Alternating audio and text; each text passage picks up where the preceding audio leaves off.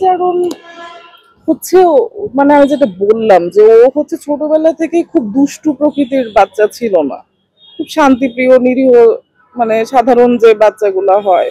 এবং ও সবার ছোট, ওরা 4 ভাইয়ের মধ্যে সবার ছোট, সবচেয়ে আদরের ছিল।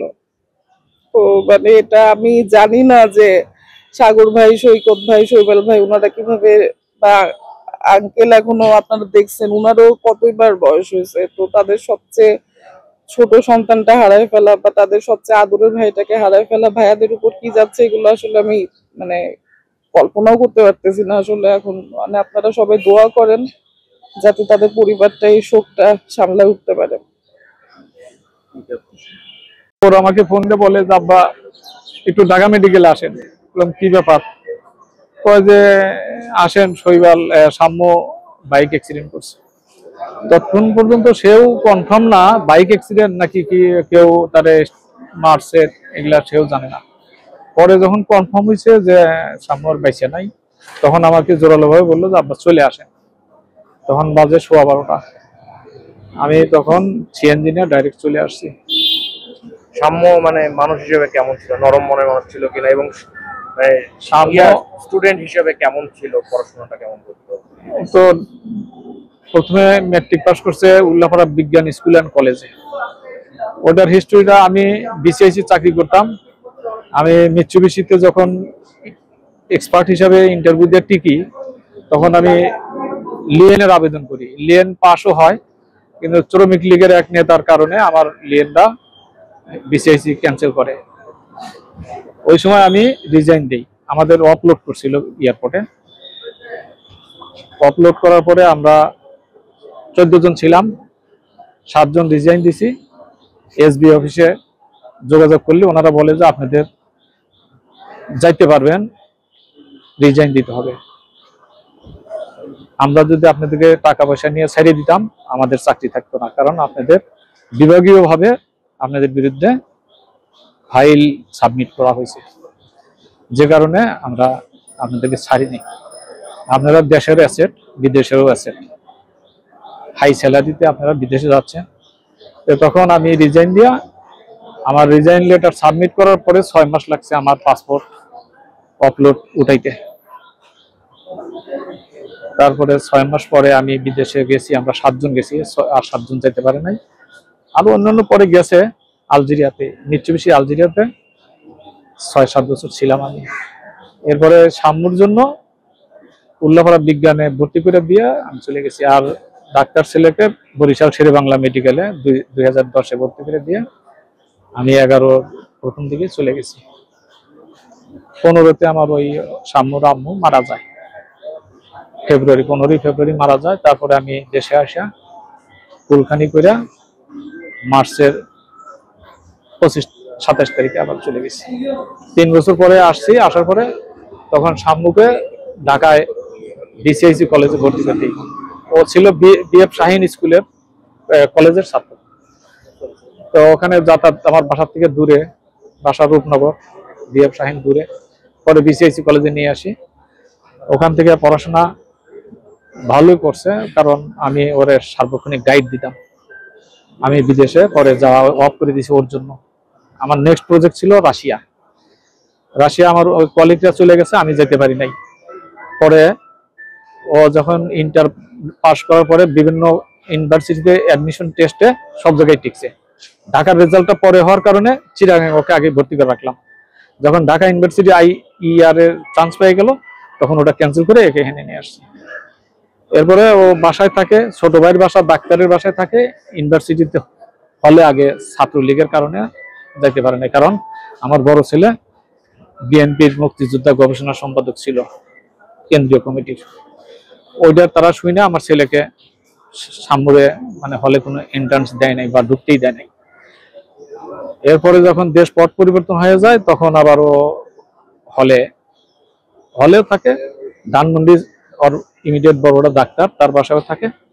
তো গতকাল যেদিন এই ঘটনা ঘটে, ওর বন্ধুদেরকে সাথে করে 2 বন্ধু পিছনে বসায় এই বাইকটা আমার ছেলের লালটা রওনা দিছে। এই বাইক এই প্রতিমধ্যে ওরা পূর্ব পরিকল্পিত ভাবে ড্যাগার আগেই অস্ত্র নিয়ে ওখানে মানে একটা নামমাত্র একটা অজুহাত দিয়ে ওর সাথে ঝগড়ায় লিপ্ত হয়েছে। এক পর্যায়ে ও হয়তো একটু হট হয়েছে যে ওর দোষ নাই, ওকে কেন দোষ দিতেছে, এইটা হিসাবে ও হলো একটু ন্যায় উচিত কথা সামনাসামনি বলে। ও আড়ালে বা কোনো ইয়াতে কাউকে দুর্নাম করে না, শিক্ষকদেরও কোনোদিন দুর্নাম করতে চায় না, করেই না। যদি বলে যে আব্বু তোমার শিক্ষক কি তোমার ইচ্ছাকৃত ভাবে কম নাম্বার দিছে বা এই করছে, কয় না আব্বু আমার স্যারদের কোনো দোষ নাই। সে স্যারদের এবং বন্ধুদের খুব মানে এই ভালো চোখে দেখতো, খুব মিশুক ছিল আমার ছেলেটা খুবই মিশুক ছিল। ওর মা মারা যাওয়ার পরে আমিও কোলে পিঠে মানুষ করছি। ছোটবেলা থেকে আমার ছেলেটা, ওর মা অসুস্থ ছিল, ওকে আমি নিজে কোলে পিঠে বড় করছি। আমার ছেলের প্রশংসা আমি করলে তো হবে না, আমার যারা পারিপার্শ্বিক যারা আছে তারা যদি ভালো বলে সেটাই হলো ভালো।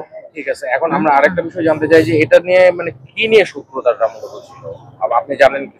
না, এই ব্যাপারে ওর মানে সাথে কারো শত্রুতা যে থাকতে পারে বা আছে এই ধরনের আমার কোনো ইয়া নাই, কারণ আমি এই পর্যন্ত কোনোদিনই কারোর সাথে বিচার সালিশ বা কোনো ইয়ে দেখি নাই, কোনোদিন দেখি নাই। আরেকটা বিষয় সেটা হচ্ছে যে এই পরিস্থিতিতে বিশ্ববিদ্যালয় প্রশাসন এবং সিভিল যে পুলিশ প্রশাসন আছে তাদের কাছে বাবা হিসেবে আপনার কিছু চাওয়া আছে কিনা বা দাবি আছে? আমি একটা জিনিসই চাই যে উপযুক্ত বিচার চাই, যাতে করে আর অন্য কোনো মায়ের সন্তান যাতে এভাবে অকালে ঝরে না পড়ে। আমার যতটুকু ব্যথা লাগতেছে অন্য মায়ের সন্তানও। কিছুদিন আগে প্রাইম ইউনিভার্সিটির একটা ছেলেরে মারছে, আমি ওকে বলছি যে আব্বু দেখো কত একটা ভালো ছেলেরে এইভাবে তারা মেরে ফেললো, তো তুমি দেশের দিনকাল ভালো না, তুমি একটু সাবধানে বিভিন্ন জায়গায় চলাফেরা করো। আমি এগুলা ওকে বলতাম। ওকে কাল মারছে, পরশুদিন আমি ওর সাথে ফোনে কথা বলছি, বলছে আব্বু তুমি চিন্তা করো না, আমি কারোর সাথে ঝগড়া বিবাদ করি না। একটু ছোট্ট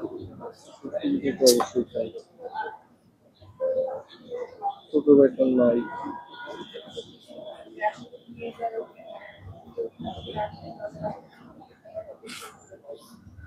আপনারা কখন জানতে পেরেছেন বা কার মাধ্যমে জানতে পেরেছেন? 12টা 15 থেকে ফোন আসছিল, বড় ভাই ফোন করছিল তাড়াতাড়ি একটু ঢাকা মেডিকেলে সম্ভাবনা অ্যাক্সিডেন্ট করতে। আমি ভাবছি বাইক অ্যাক্সিডেন্ট, তো বাইক চালায় আপনি সঙ্গে সঙ্গে চলে আসছি। ওটাই ওর বাইকের তাই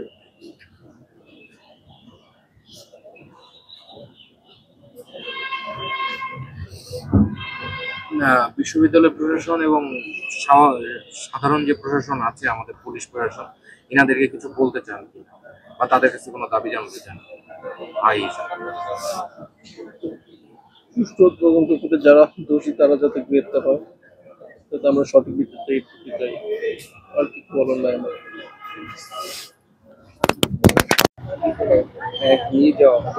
ও হচ্ছে ভাই মানে সবাই পছন্দ করে তার এই ক্যাম্পাসে, বুঝছেন তো।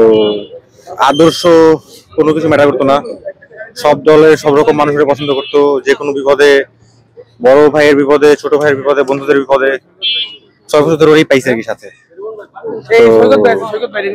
এটাই আর কি ভাই, আমার জানের টুকরা ভাই ছিল ভাই, এটাই। সাম্য যাকে বলবেন সেই মানে সাম্যর মতো আসলে ভালো মানে হাস্যোজ্জ্বল ছেলে, নম্রভদ্র ছেলে আসলে কেউ ছিল না আর কি, মানে এটা যে কেউ বলবে। স্মৃতির তো আসলে শেষ নাই, আসলে কি বলবো। হ্যাঁ, আমার মানে সবচেয়ে কাছের বন্ধু ছিল সাম্য আর কি। এখন মানে মানে সে এমন বন্ধু ছিল মানে শুধু সবার বিপদেই আগে আসতো, কিন্তু আমার বিপদেও মানে আমার সবচেয়ে কাছের বন্ধু ছিল।